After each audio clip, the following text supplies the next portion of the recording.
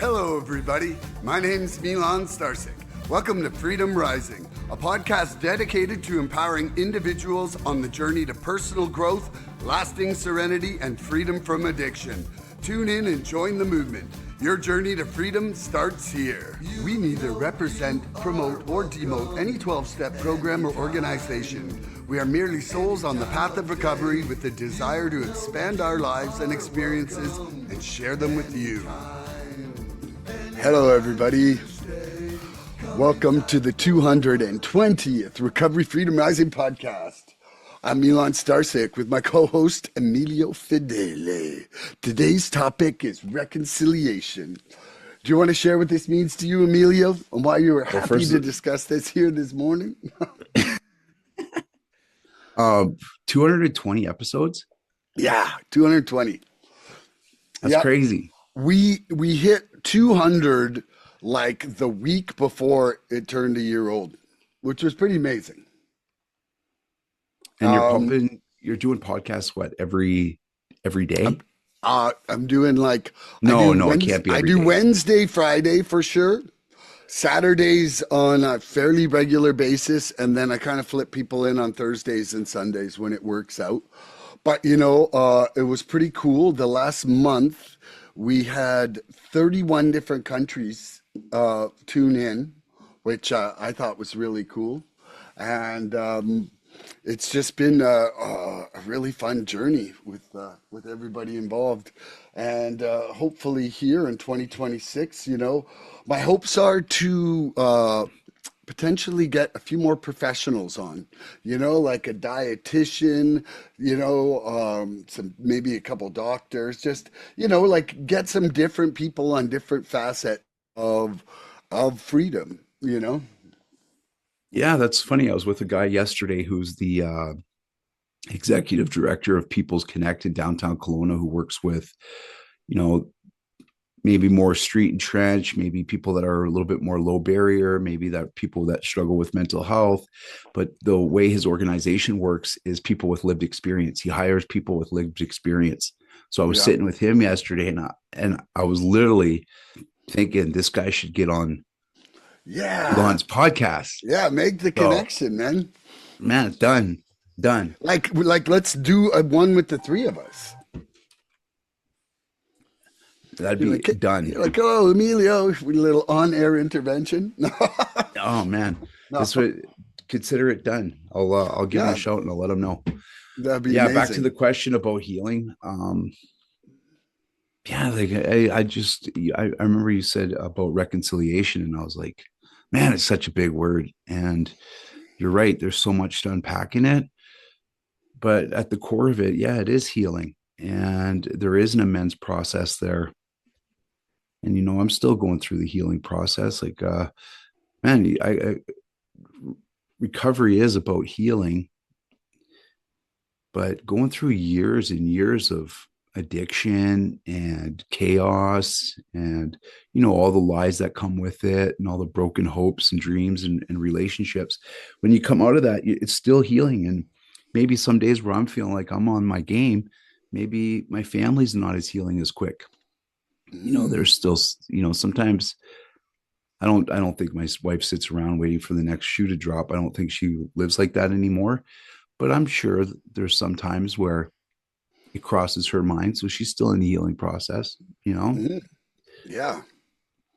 It's a process, man. It is a process. It's like trust doesn't have a linear repair status or like function. You know what I mean? Like, it's not like, oh, I'm not trusting, and then all of a sudden I'm 100% trusting. Like, I feel like sometimes one wrong sentence can like, whoa, deer in the headlights, my family. And I'm like, no, whoa, but yeah. Yeah, it's, you're right. It's not, trust is not predictable. And, and it's on everybody's time because everybody heals in their own way, in their own time. The two definitions in the dictionary of reconciliation, I just want to read these because I think they're a good launching point for us. The restoration of friendly relations and the act of making one view or belief compatible with another. And I thought, interesting, like to reconcile two different opinions so that people can be working together in some kind of harmony, you know? So this is great, man. So I literally just came back from Indonesia. I was there Yeah. for 2 months. And your Now, trip? yeah, it was great. I was there for 2 months. It's my second time there, but I think just open dialogue. Like I love the Lord. I love Jesus. I do believe in God. And when I went to when I went to Indonesia, it's predominantly um, in towards Jakarta. It's very Muslim, and there's 17,000 islands to Indonesia. Like when you think That's Indonesia in wild. your you think Indonesia in your head, you think very, oh, it's just these small little islands, but it actually spans over 5,000 kilometers, 17,000 islands, and almost 300 million people. So 300 million? yeah, and think of how big Canada is. Think how big Canada is. We And only we're have 30. Yeah. 38 million. Yeah. So you can actually fit Indonesia into the United States, and it would literally touch coast to coast. That's how big it is. So, anyways, and it has one of the largest communities for Hinduism there, and Hinduism is one of the oldest religions. And talk about reconciliation. You know, it's very easy because I think sometimes, and I learned this from one of my mentors, is sometimes religions like this cup. Religion's the cup and how the cup looks. Some people have a Yeti. Some people have a Stanley cup. Some people walk around with their Yeti, but they're not realizing where that the spirituality is what's inside it, like the water. And I think some people get caught up in the cup and not what's going on in the water. Because when I went to Indonesia, I was sitting at a coffee shop. I'd wake up early morning because the wife would be sleeping. She was pregnant. Pregnant at the time, my first rodeo down there. And I remember going and waking up, and I'd have morning coffee, and I was watching a guy set a tile. Okay, like a tile setter. And he took probably about 30-35 minutes to set one tile, to the point that I was getting anxious watching him. I wanted to walk across the street and set the tile for him. He would set the tile and then lean back and have a puff of his cigarette and look at it and then kind of fix it. I'm like, holy smokes. But one thing I did watch is how they worship. So every home and every business has a temple built in front of it. And what they do is they weave a basket out of palm, put tobacco, put all the colorful flowers they have in their region, and they put food and incense, and they pray in front of the temple for like 30 minutes, and they worship. And I think that's where the meeting grounds worked for me, is like, man, I really love how these people worship. I love it. I would get emotional watching them worship. So when you talk about reconciliation, is finding a space where you can both agree and both believe. Hmm. You're right. There's healing there, and you guys can join in that. So I'm not too worried about the Yeti glass. I'm not too worried about the Stanley Cup and what it says in your cup. What I love is the water, and what really nourishes us inside. And watching them worship is really, it moved me, man. And it's crazy. Last year, I told Justine, we were outside by the prison, Karabakan prison, which is probably one of the most infamous prisons in the world. And I told Justine, I was like, man, I would love to speak there one day. Just love to speak there one day. Okay. So I end up going to a meeting in the region of Karabakan. And after the meeting, I ended up at a restaurant. And there was this other guy. Um, he was from Australia. And he's like, some people spark conversation with you because you don't look like a local. Hello. So he's like, hey, so where are you from? I'm like, oh, I'm from Canada. He goes, which brings you down around here? And I said, oh man, I was going to a meeting down by Karabakan. He goes, oh, a meeting for what? And I said, well, I'm a drug addict. I was going to an NA meeting. And he goes, oh yeah. So we start talking. He goes, would you ever want to speak at the prison? And I'm like, I was like, he goes, this is what he said. This is exactly. He's like, I'm like the mayor around there. This is what he says. I'm like, okay, buddy. I'm like, mayor, schmayor. Yeah. Anyways, he says, yeah, if you want, meet me on Thursday at 9 a.m. in front of the gates. He's like, there's a Circle K across the street. Pick up some cigarettes or something to give to the guys. And I was like, okay. And sure enough, I went to Circle K, picked up a carton of Lucky Strikes, picked up a flat of cookies, met him at the gate, brings me in. He's like, don't worry about it. Like he said, because I'm the mayor around here. And I literally walk in there and you could see the temperature change with the warden, with all the guards as soon as they seen this guy's face. They usher us into this prison, and it's interesting. So the guards, the warden was like, give me your passport and hold it beside your face. So I hold it. They take a picture and he's like, give me your phone. And when they checked my pockets, they didn't ask me to empty my pockets or nothing. They just squished the sides of my pockets. Make sure it wasn't a gun or a knife or another phone.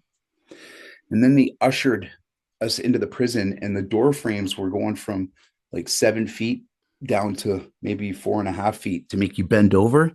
It's kind of like their medieval way of someone tried to charge to get out. They could just whack a mole them. It's kind of Yeah. and then I walk in, and it was like this open courtyard of prisoners, and I was literally, and I get emotional because I didn't come out of addiction unscathed. Like I've been to jail, I've been to the joint, I've done a lot of time, and it's hard for me to carry a message in Canada. There's a lot of bureaucracy, a lot of red tape to be able to go into the prison system here.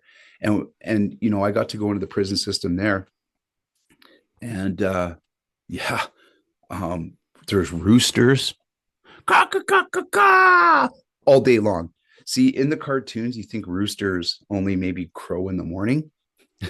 They crow all day. Oh, we've Okay. had chickens, dude. Yeah. I had a lot of fun. So anyways, yeah, so anyways, I sit with the guys, and there was probably about maybe 11 of us, and they were all, some guys were from Russia, some guys were local from Indonesia, some guys were from Australia. And I was in a place where you get the death penalty for drug addiction there. If you get caught with 5 grams or up, they'll give you the death sentence, firing squad. There was a guy there doing 9 years for a joint.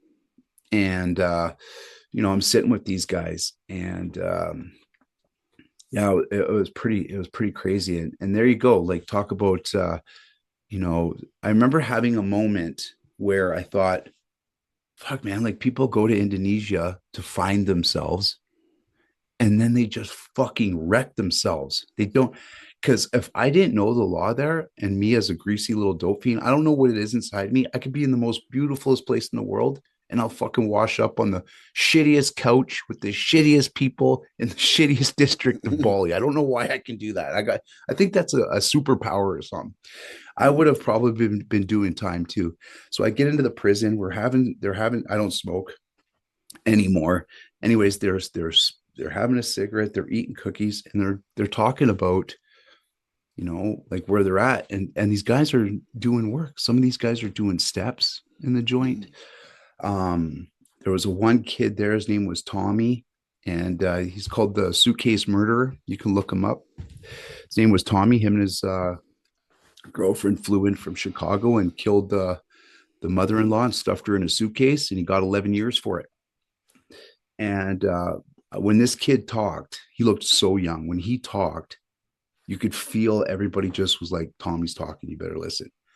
And Tommy says, man, I grew up in this place, and I've had some of my best times here, getting to know me and getting to know God. And I went up to him afterwards, and I said, man, like, when you getting out? And he's like, in 3 months, man, in 3 months.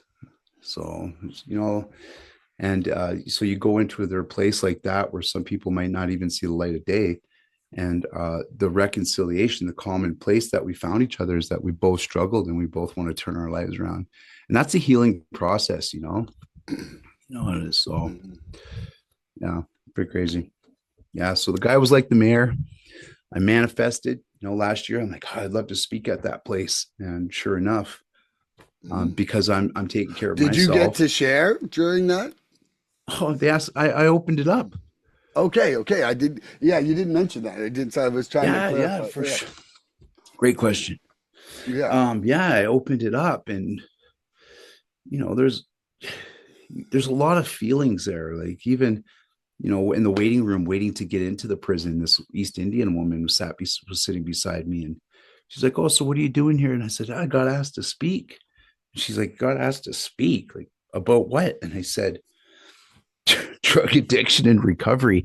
And you could tell she was looking at me like, how do I get to do that? And the reason why she was sitting in the waiting room, she was living in a homestay across the street. Mm, So, and cooking food for her kid who got picked up for trying to bring a bunch of pot into the country. So she's staying at the homestay to cook food to bring it into the prison. And I'm not even joking. She shows me her phone and she's like, if you see my son, he looks like this. If you see my son, tell him his mother says she loves me, she loves him. whoa. Man, like she's sitting in the waiting room, just waiting, like Mm. literally waiting, so yeah, it's pretty crazy. If any, people are listening and, look up that Karabakan prison in Indonesia, it's pretty, How do you spell that? okay. I'm going to go on a cuff here. Hmm.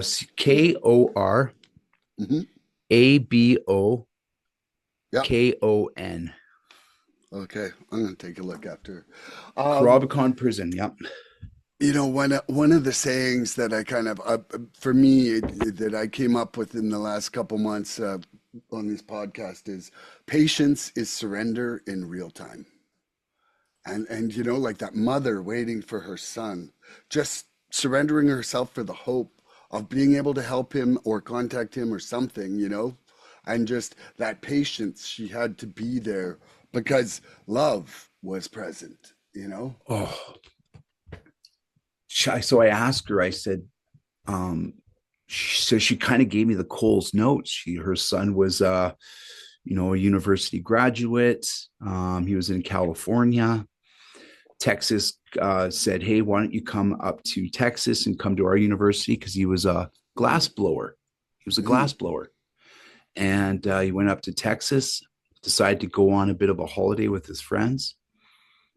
I'm sure there's more to the story that mom's not telling me. Like you don't end up in prison for baking cookies. Like you're obviously doing something that's not lining up with with the culture there.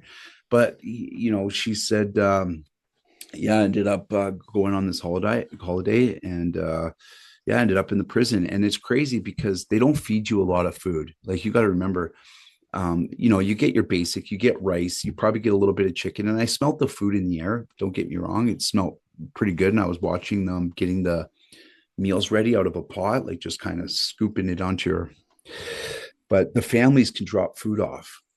And yeah, it was pretty wild. And it's crazy. I follow the Indonesian news. And before I went out there, me and Justine were laying in bed and I seen this Australian kid getting taken off a scooter.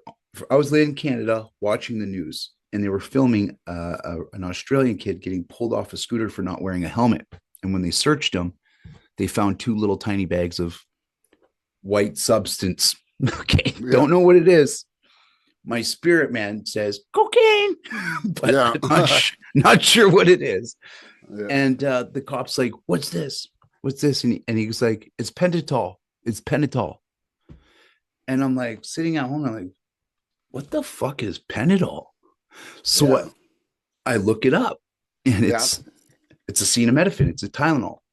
So he's saying he's got crushed Tylenol in there, and he's like, "Try it." He's telling the cop, "Just try it." Fast forward, I get to the prison. Who was sitting beside me? The kid on the news, man. And I was putting it together, and I said, "Hey, man, like, not to, when I was in Canada, I seen you on the news. You got pulled over, and I didn't know what Panadol means." And so I looked it up, and he goes, "Yeah, that's my nickname around here, Panadol." And he was a pro. He's a pro surfer. He's literally a pro surfer. Yeah. Went to a nightclub. maybe had a little bit of a good time and ended up, purchasing a couple bags of something, and as a bit of a nightcap or whatever you want to call it. But this is what's going on down there. It's like some of these laws are so, it's man, they got no time for addiction down there. Italy was like that when I was 15. When I was 15, it was jail time for one joint of weed in Italy. So, like, I'm telling you, like, nobody smoked. Like, nobody smoked. Nobody was doing dope in Italy in 1986, 7. Like, when it's that strict, it does have the effect of reducing the drug population. Oh, so You can say whatever about like legal usage, and I'm not opening that debate, but what I'm saying is I saw people scared shitless and nobody high. Like, yeah, fear is a motivator. yeah, Like if you yeah. know the consequences, and to talk about reconciliation, this is a great topic. So we, it seems like our just kind of don't want to. In some governments, you go to a government in say Indonesia, where they will literally, it's a firing squad. Um, they have the firing squad, and I looked it up. I looked up the process. I looked up because you start to. I wanted to experience what I could even through information. Okay. So when I went to the prison, I didn't go in there all smiles, and they're not looking for a white savior. Okay. So I'm not going in there like that. I wanted to, but I'm not going in there stoic and somber either, but I really want to be more informed of a little bit of what these guys are going through. I know what it feels like to do time. I know what it feels like to live on the street. I know what it feels like to clap for my soup at the Salvation Army, but I don't know what it feels like to be doing 9 years for a joint. I don't know what it feels like to be in another country doing time away from my family. So I looked up the death penalty, and they had what they do is they have 12 executioners. One of them have a live round, and they bring you to a place in Indonesia. It's never the same place twice. And yeah, they do a firing squad, and you have the right to either look at your executioners or wear a blindfold. That's the other thing that kind of threw me off was they don't tell you when you're being executed. So there's no date. So what they do, and they do this for a reason, what they do is, 5 days before your execution or a week before the execution, they say, call your family and let them know you're going to be executed on Wednesday. And I think they do that so people don't riot or conspire to make these big moves, right? So yeah, because right now in Canada, where I was going with that is like we're got it to a point where in addiction, you're right, in the 80s, or they would jail you for addiction here in Canada. I knew guys who got put in juvie in Ontario. I grew up in Ontario for one joint, Where? Southern Ontario, Oshawa. Oh And yeah, Oshawa, and, Pickering, and Ajax. I'm Yeah, not yeah, that's kidding, right. dude. People were put into juvie for one joint, man. That's how Yeah, strict it was when I was a kid. Like it was not like it is now, man. And when I tell no, people that, they're like at the age of 15, I would have bet my entire life savings and work that they would not legalize weed in Canada because where I grew up, it was very much a punishable thing. this is what you're right. And so it's kind of like this is where I was going with this is like we had a moment where you would be jailed, and you look in our AA literature, people would be put in insane asylums for alcoholism, addiction, you would be jailed, or Mm. um and then it's starting to move towards, we went through this model where okay, let's recognize addiction, and let's recognize it as a disease, and then we graduated towards a mental health issue, and then we started looking at harm reduction, and now it's getting to the point where we're like, let's give them drugs, see if that works. and let's decriminalize it. Let's see if that works.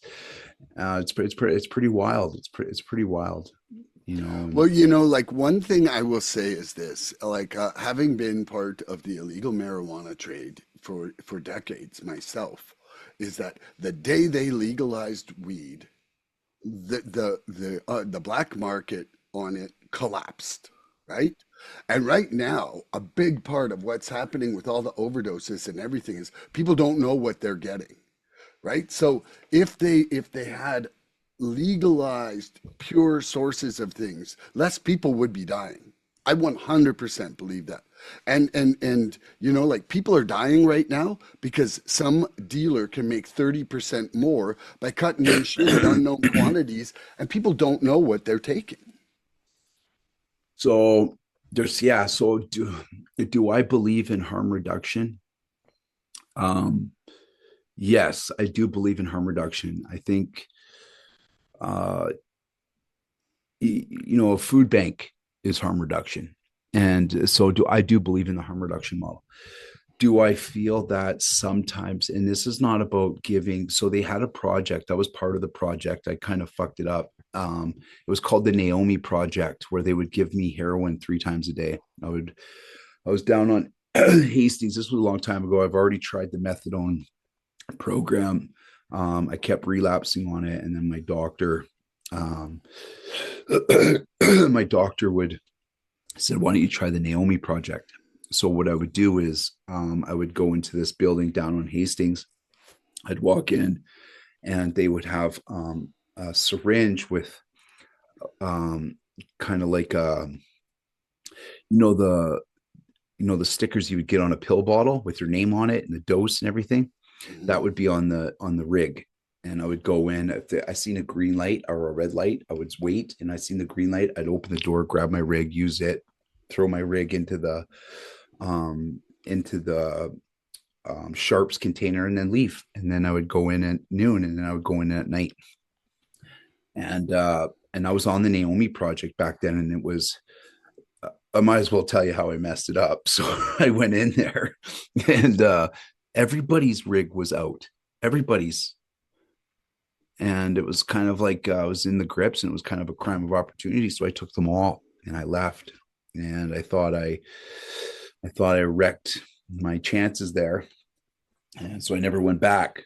And I was in the grocery store, and I seen one of the nurses, and I kind of tried to make myself smaller. Like, so she wouldn't see me, like, hold your breath. So anyway, she's like, "Hey, Emilio, how are you?" I go, "I'm good." She's like, we haven't seen you in a while. We know what happened, but we just want to let you know, that's not your fault. That was our fault. And I was like, fuck. Yeah, well, I mean, like, come on, like, Come leave on, all bro. that Yeah. out. Like, Right. And so, anyways, I ended up wrecking it. But you're right, to have a safe supply in a controlled space. But what I don't think is I don't think that helps people decriminalization. change. No, I don't think decriminalization is a smart idea either. And I don't think uh, I don't think it's smart because I even like we talked about in Italy, there needs to be a level of cops and robbers to it. Because we know there's a consequence, it motivates change a lot quicker.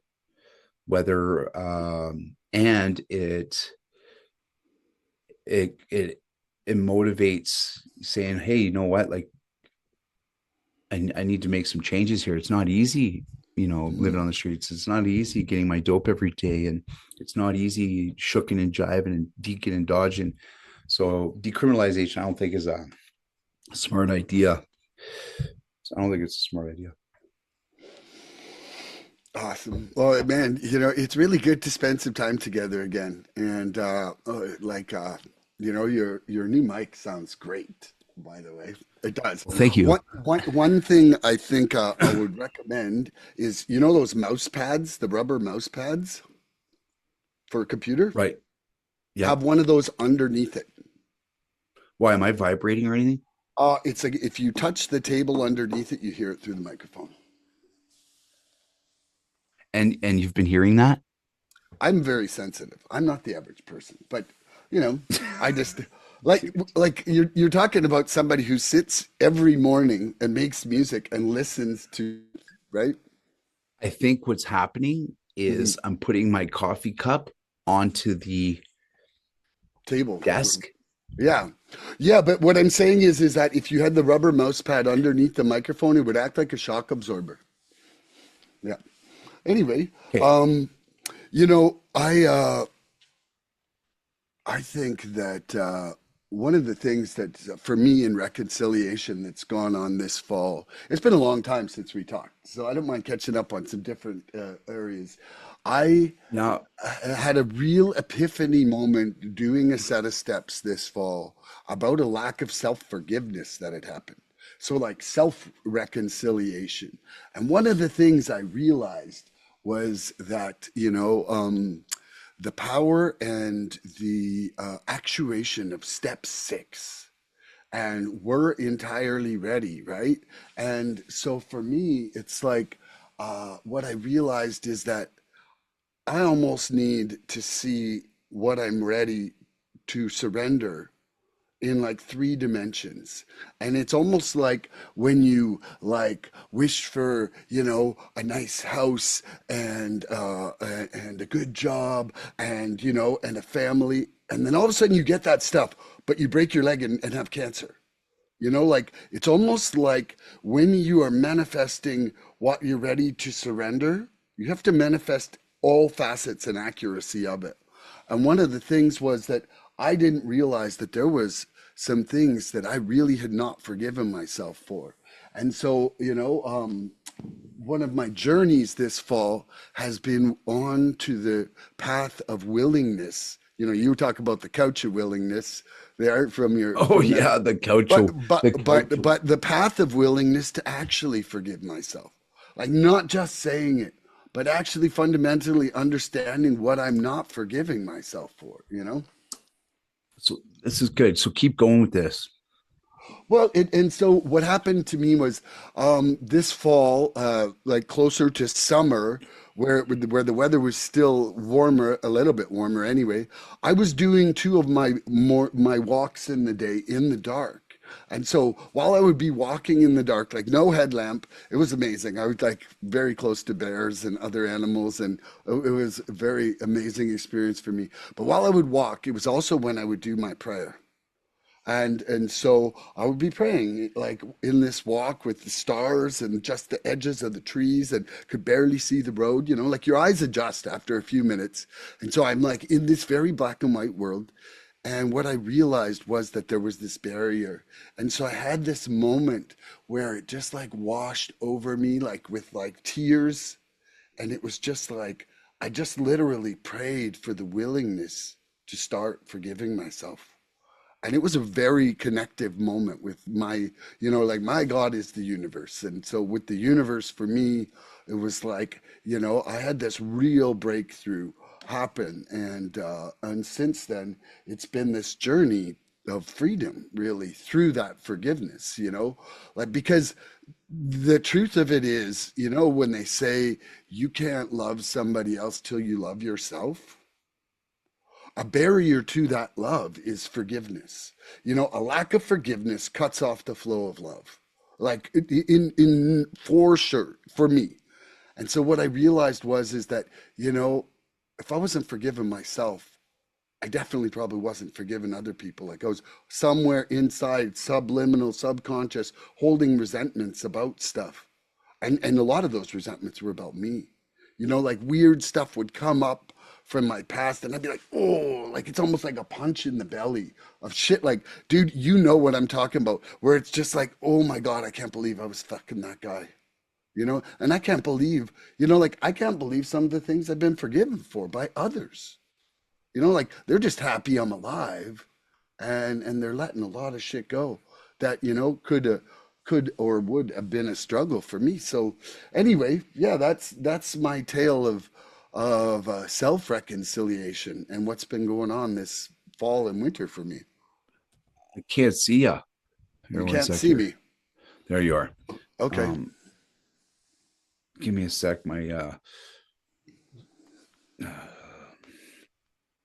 My wife's downstairs calling me. She just woke up Yep. with the little baby.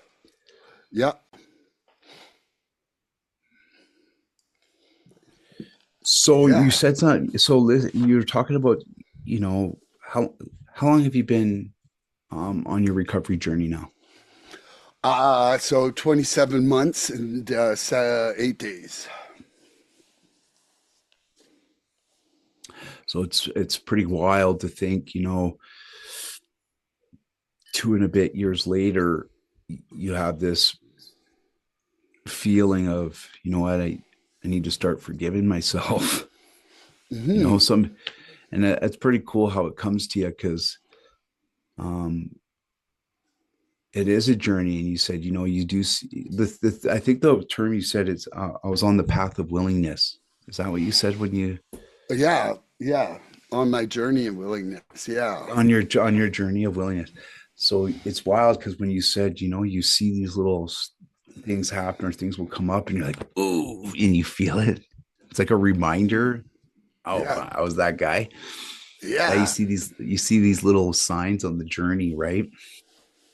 And I think that's part of forgiveness too, is not like you need to feel like, you know, forgiveness is you know, it is a banking term. Like Hmm. a forgiveness is a banking term, and justifications are banking terms too. Like when your land's been justified or your debt's been forgiven, there's a payment there. And I do feel that sometimes we do need to feel it for us to really pay the debt. Sometimes Hmm. it's just because sometimes our I don't want to say the word victims, but our closest relationships are constantly feeling it. Hmm. And so it's kind of, I don't know if it's a spiritual thing. I think when you are in recovery and you do get those little reminders and you do feel it, I do feel like maybe that is a spiritual thing where, because it shows you have a conscience and it shows that you care and it shows that you remember, and it keeps you on the right path. These little reminders. So I think it's almost like it's like a free lapse where you get to feel all those feelings and emotions without having to pick up, as a Yeah. reminder saying, hey, like yeah, I think I don't know why we think it's a good reminder. So I'm glad. So anyways, you see this dark veil, and for a moment there, there was a barrier. Well, you know, and like, so for the last 6 months, since I went to the AA convention down in Vancouver this summer, I Yep. met someone, and this guy, it was a guy from Texas, and he really turned me on the path of doing two-way prayer every morning. And two-way prayer is like something that was big inside the Oxford group. Well, the Oxford group was like if you go to twowayprayer.org, they've got a couple PDF files you can download, and they're really short, and it's just something that takes about 20 minutes every morning. And for me, it really has been one of the greatest changes in my program. But you know, the Oxford group believed in four things. It was, you know, honesty, purity, unselfishness, and loving. Like those were what they called the four absolutes. And so I'm reading this book here called How to Listen to God, Overcoming Addiction Through Two-Way Prayer by Wally Patton. And and so one of the cool things inside that book is they talk about surrender, right? And one of the things inside surrender, you know, is the purity of it. You know, like you like just like you can't tell a little lie, Emilio. Like there's either being honest or lying. You know, like a little lie is still a lie. There's no like kind of lie. And there's Yeah, also calling it a little lie is still a manipulation it's tactic. a lie itself. but but the thing about it is too is that with surrender, you either actually surrender or you don't. Right. And what I'm coming to see about most things is like even forgiveness. Like you either forgive yourself for a specific thing or you don't. You know? And sometimes like you know, like I remember being in options and doing step 6 and being like, yeah, I'm entirely ready. Take these defects of character away. But it's like, man, you can't give away what you don't even really know about. And part Mm. of that is like, I feel like this journey, I feel like the last 6 months for me have been almost the most dramatic changes inside my own soul and program. And a big part of that is because, I'm continuing to bring things to the awareness that I was unaware of before, Mm. you know? And so for me, it's like I'm just being like I'm looking at things in a more three-dimensional way. And for myself, that I think that a lack of awareness for me makes me run a shoddier program. Like, and I want there to be more purity in those actions that I'm doing, right? More intention too, maybe in the right Well, direction. it's like, they say that, the lack of purity kind of breaks our connection to our higher power, to the Yeah. moment, you know?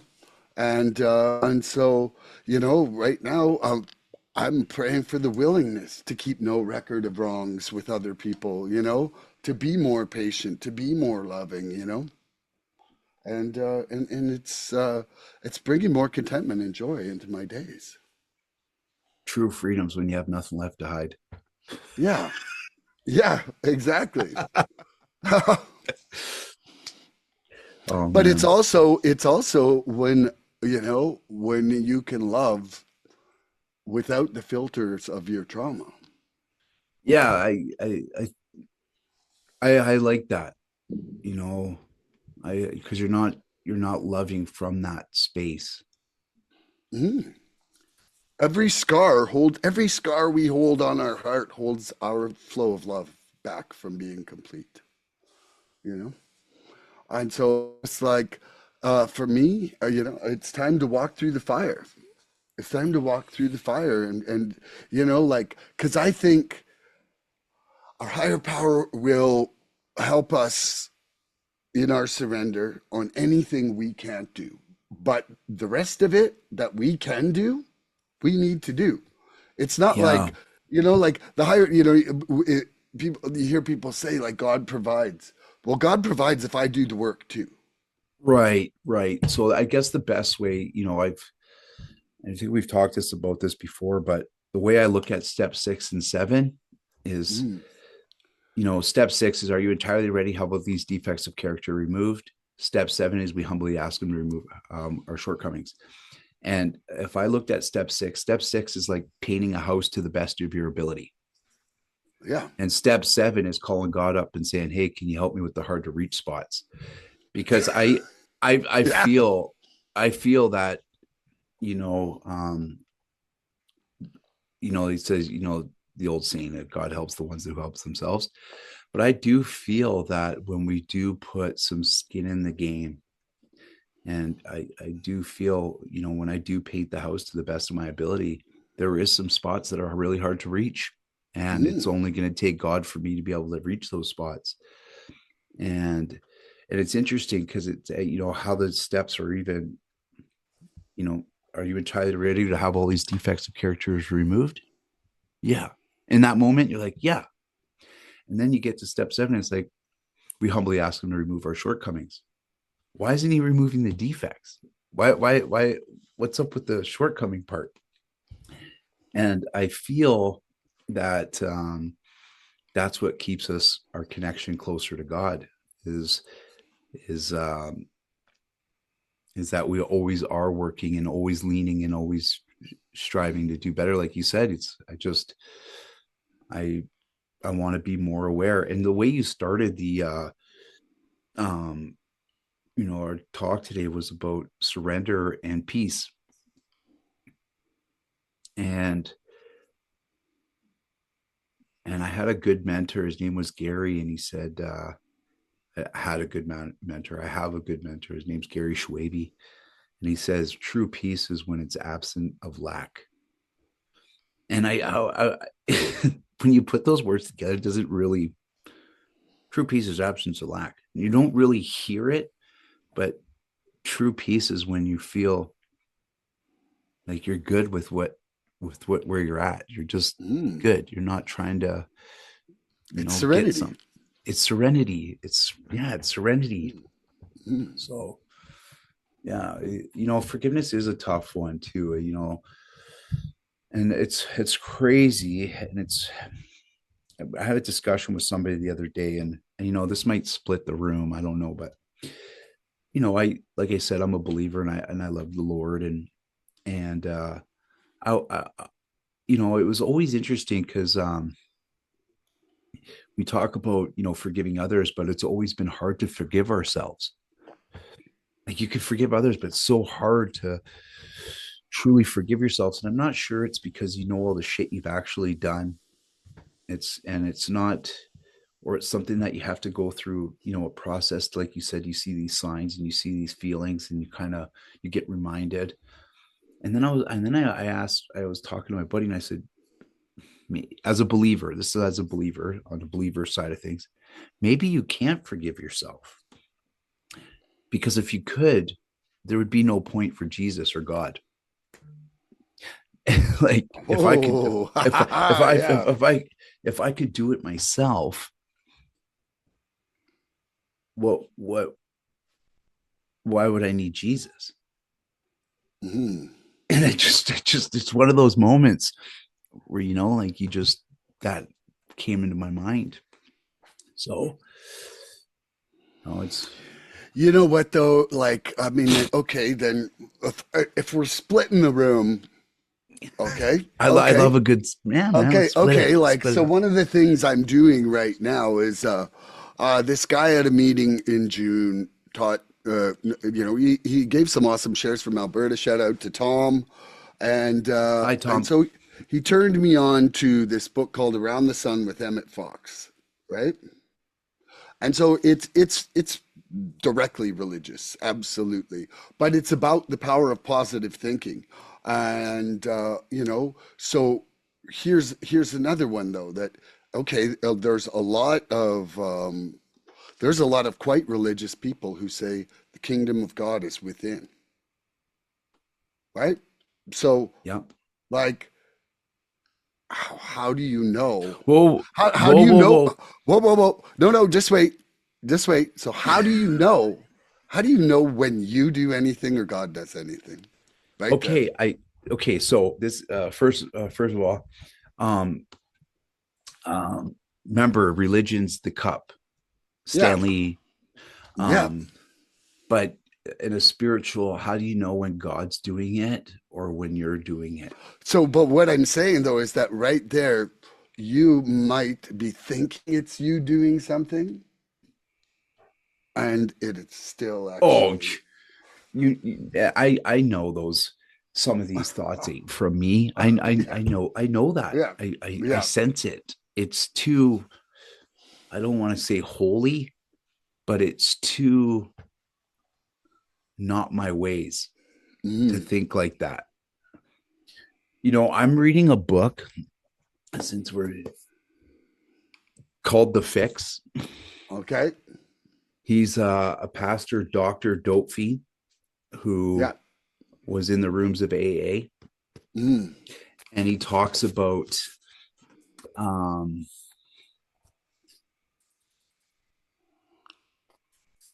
talks about faith and who we are, and addiction and the rooms. It's called The Fix. So um, by Ian Morgan, and it says how the 12 steps offer a supporting path of transformation for the well adjusted, the down and out, and everyone in between.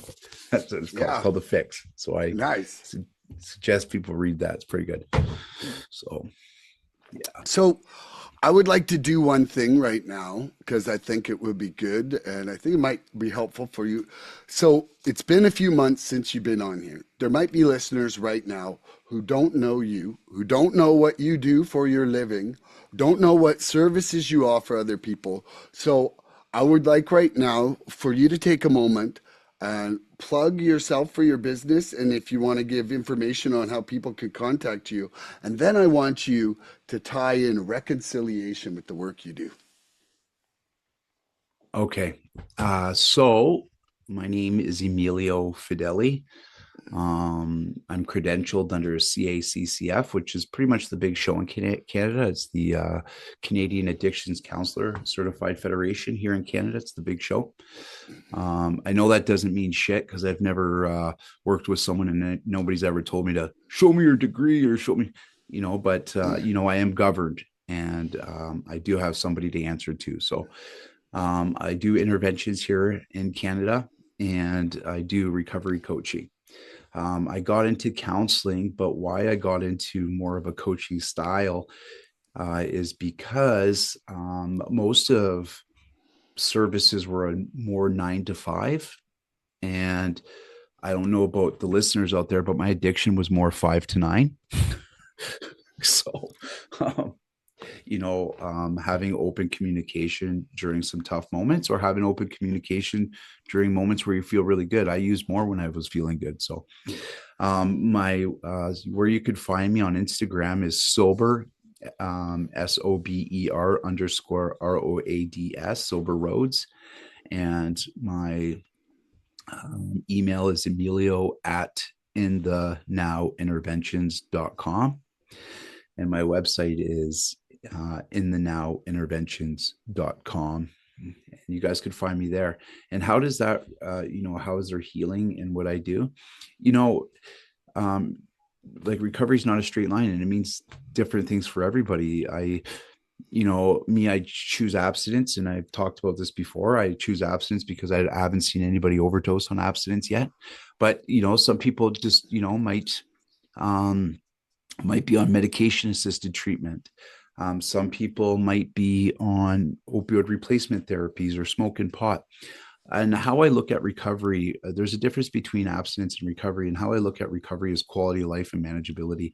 And if those things are starting to get a little bit well, that sounds like recovery to me. And just I don't want to be, you say you have somebody that's, um, maybe on the downtown east side, maybe a female putting herself in really questionable situations to support her habit. Just say, whether it's for $20, $40 to support her habit. Each night she's doing that. And then she comes out of that and say, we put her on the methadone program and you see her getting her quality of life back. That's recovery to me. If she's getting a better quality of life, she's not putting herself in, dangerous situations to support her habit and it's getting a little bit better. That's a form of recovery. So recovery is different for everybody.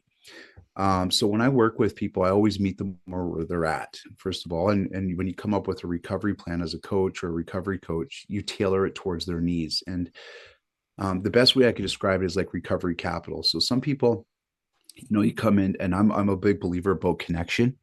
So say if you are, is it okay that I keep this mic cooking?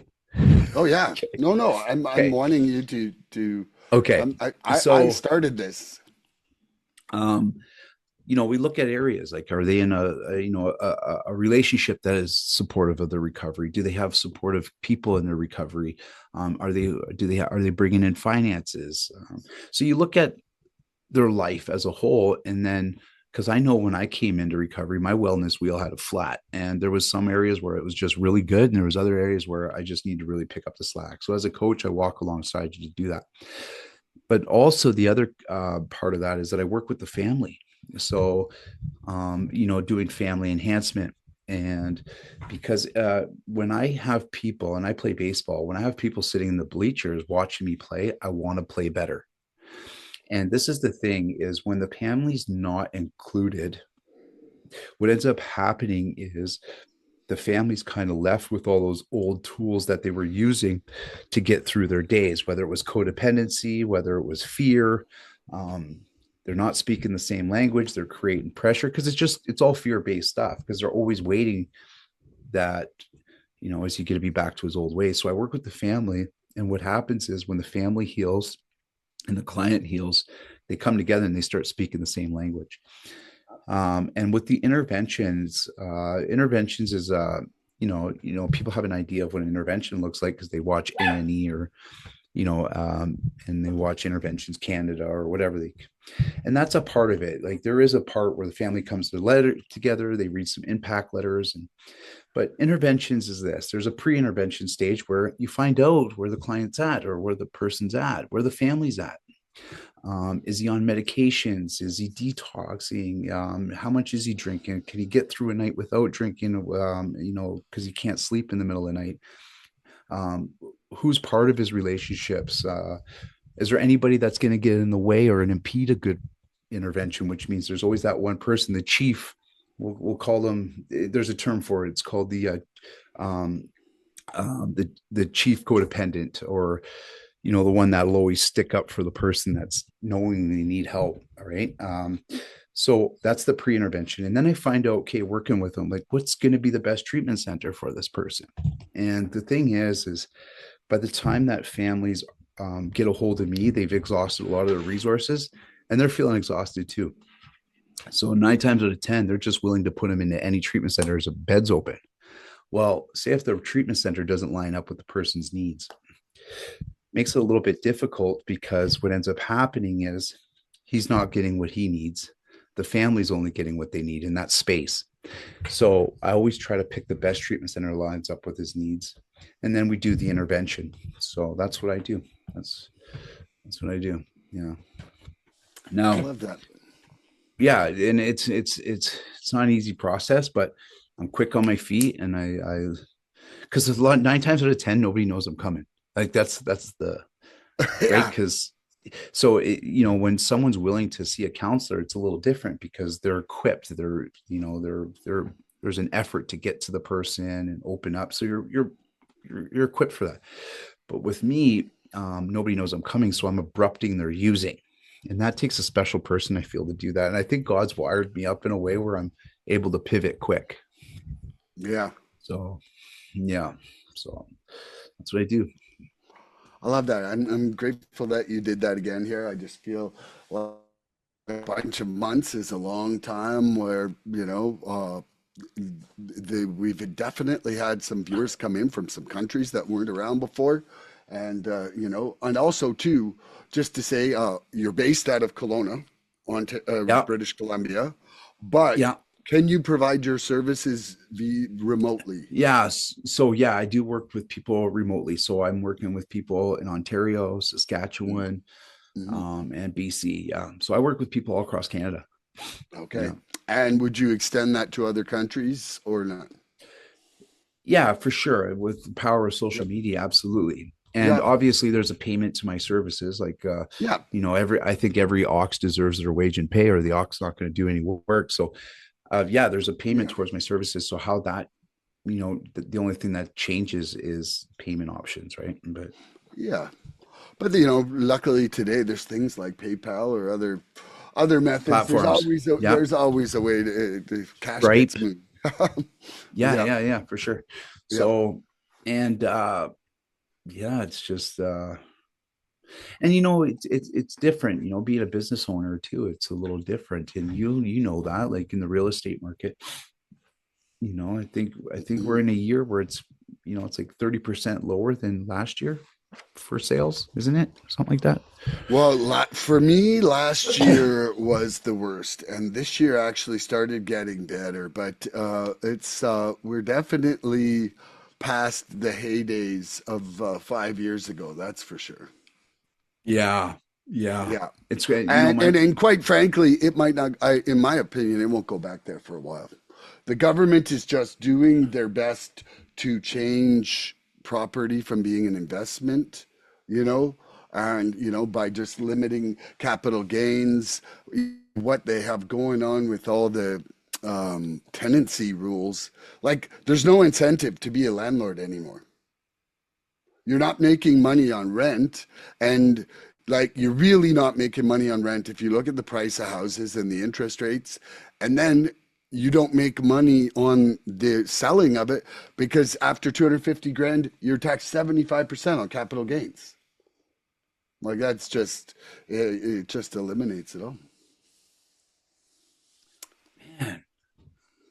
Yeah, especially even with the short-term rental market, or Oh, that People. yeah, that just like that eliminated property as an investment in such a steep level. Like they would never have been able to go in and be like, okay, Toyota, okay, Chevy, now that you've built car plants, you can't build cars. Do And you that's what have they any? told people about those about short-term rentals. Yeah. Do you have any people that have big properties that are willing and that are struggling to maybe rent or maybe utilize? Do you have anybody with that problem right now? No, like so down here, it's not as bad as up in Kelowna. Like in Kelowna, there was a lot of those apartments that were built for short-term rental, like that they can't do in Kelowna. Like I saw signs for like 2 months free in Kelowna, 3 months free. You know, if you're willing to sign long-term leases, and I was like, that's crazy. It just wasn't like that a couple years ago.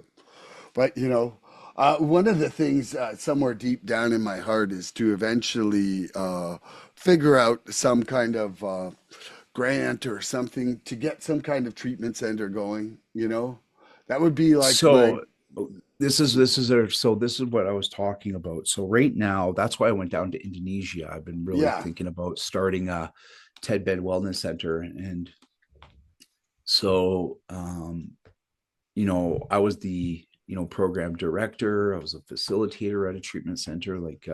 So I've seen it from the guy answering phones, doing intakes, to the guy, organizing how the program looked, to the guy facilitating. Like I did everything in between. So, me and Justine talked about that because my wife, she manages short-term rentals here in Kelowna, and gets everything ready, make sure the guests are out on time, make sure they're in on time, organizing the cleaners.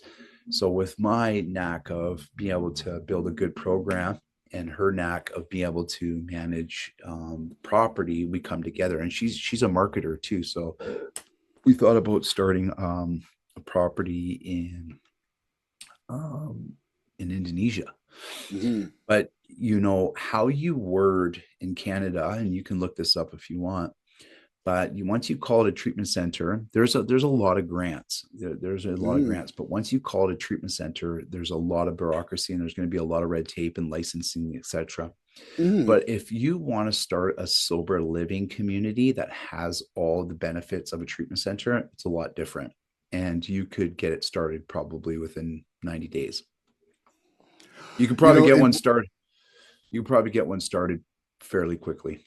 well, you would need the facility or land or whatever, but like one of the things that I feel would be probably the greatest potential for getting something like that going is that it can be zoned institutional.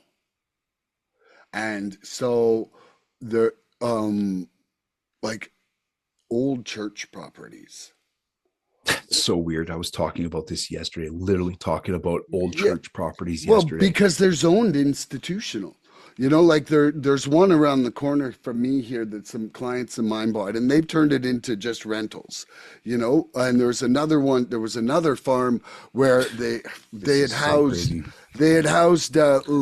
people with mental disabilities in the 70s and 80s around here, and it had like 19 bedrooms. Like this was like the perfect property. It's gone now. It's now a farm, and they've just got massive family on it.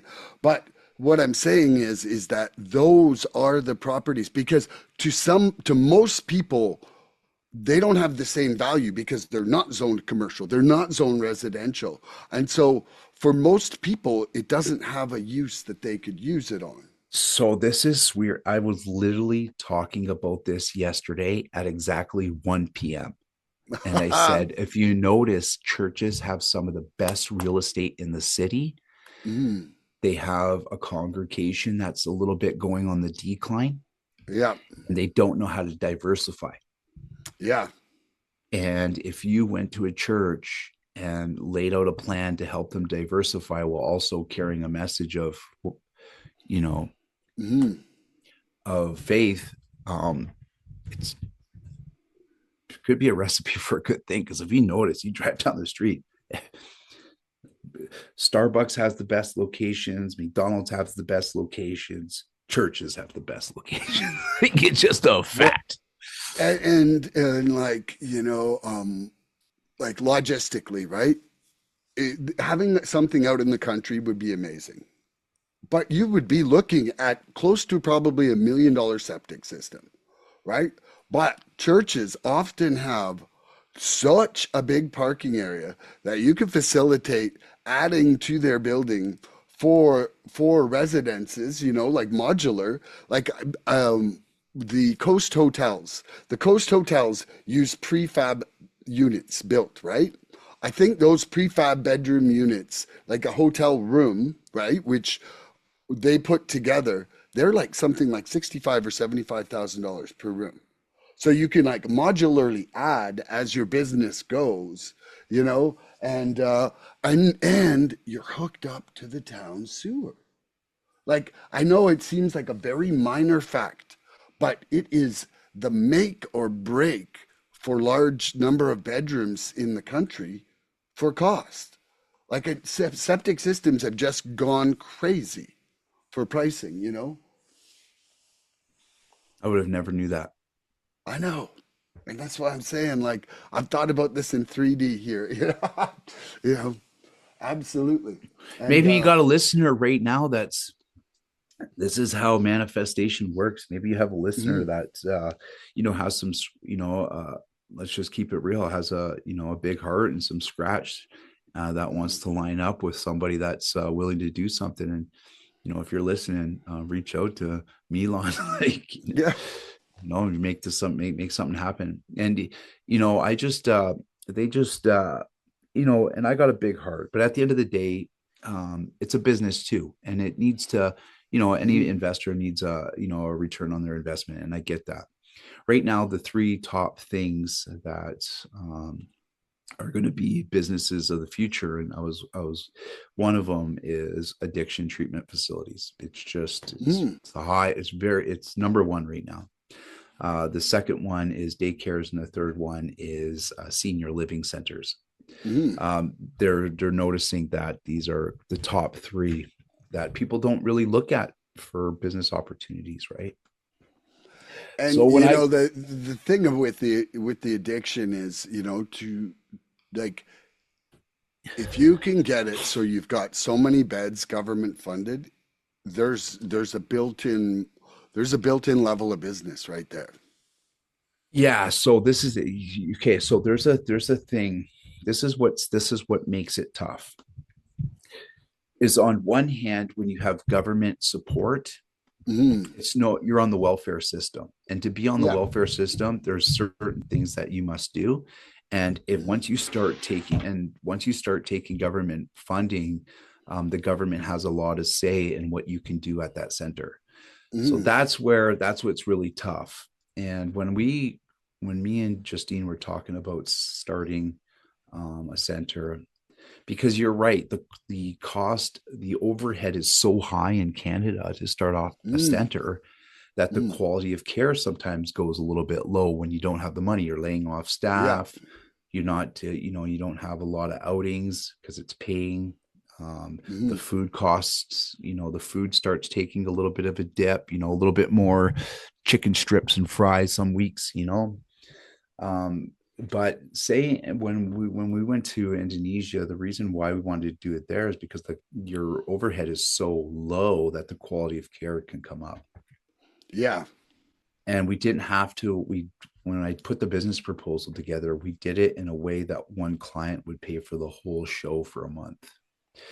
So I don't know what the statistics are in Canada. I don't know how many beds you would have to have filled at any And it given would time. depend on your level of debt or, like how much grant you had.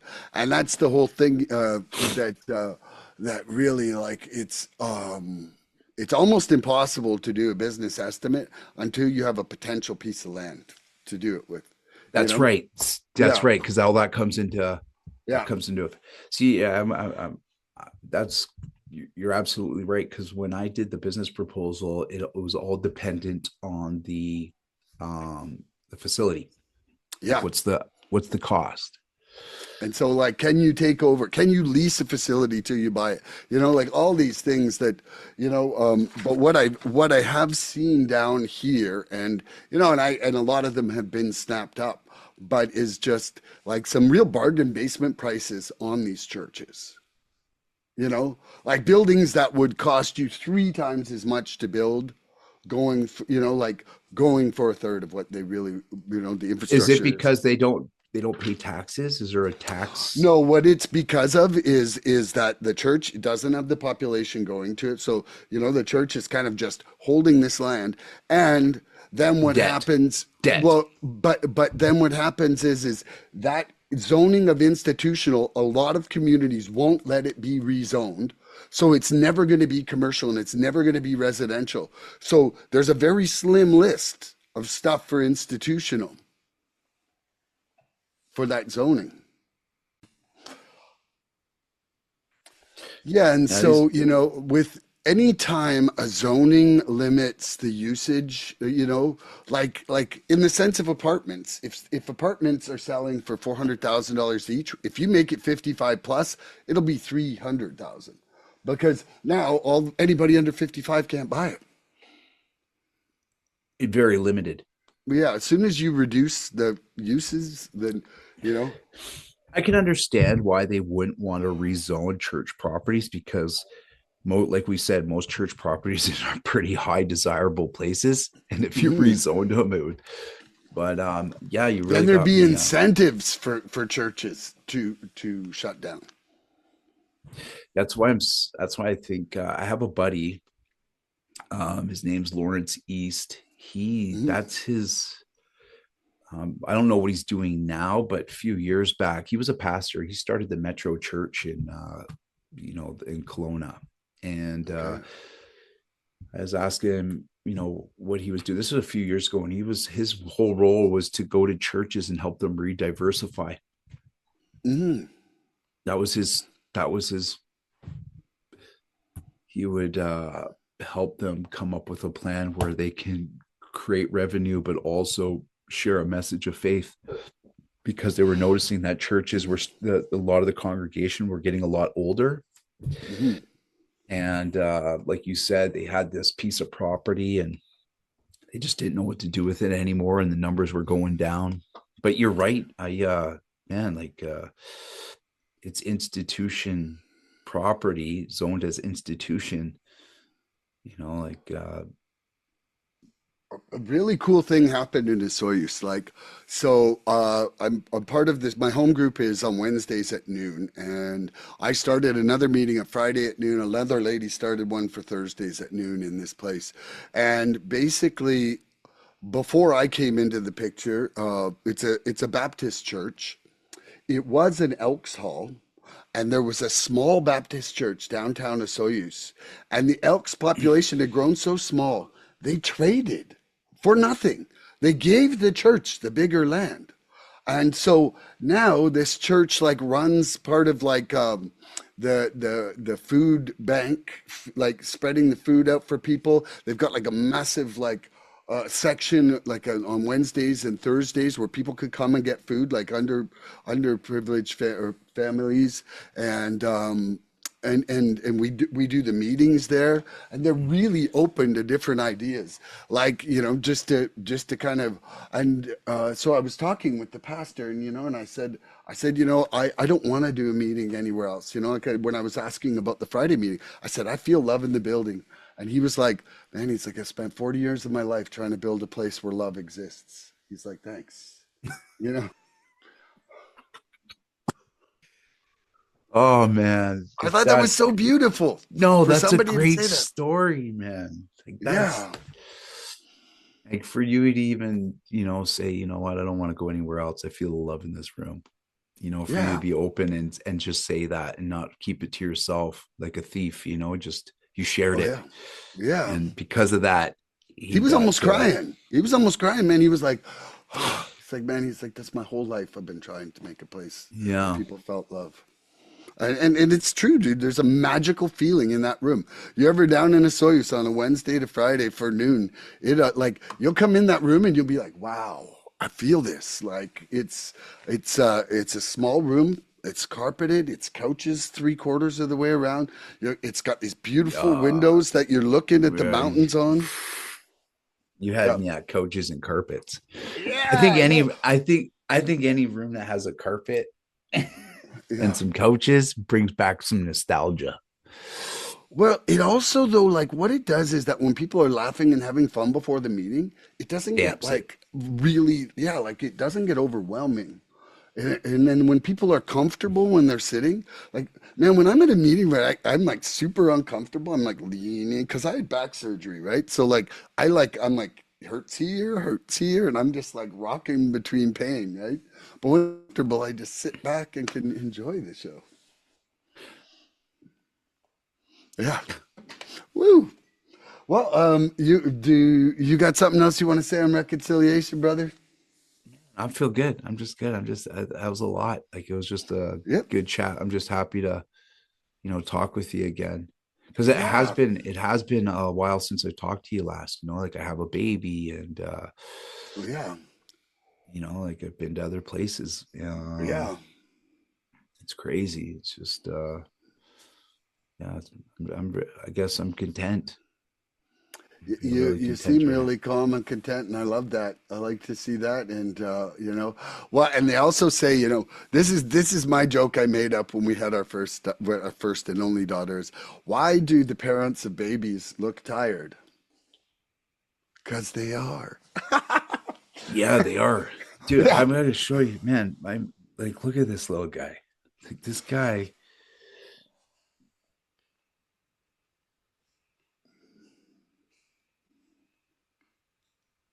is here. Ready? Yeah. Oh, right there. Yeah. Oh, cutie. Whoa, everybody, cutie. And what's his name for everybody? Finn. Finn. Two N's or Yeah, one? at two ends. Yeah. Nice. Yeah, he's He's a beauty. adorable. I really Well, like it's been great chatting with you. yeah, and we got to do it again, man. We should try maybe shooting for once a month anyway, if you can squeeze it into your schedule. I found that it was really great. And everybody out there, tune in next episode for more recovery fun. Bye bye, everybody. Please help Reminds me us of help others. If you like what you've seen here today, please subscribe and share this podcast and help us get to 100 followers. We're looking for interaction with our audience.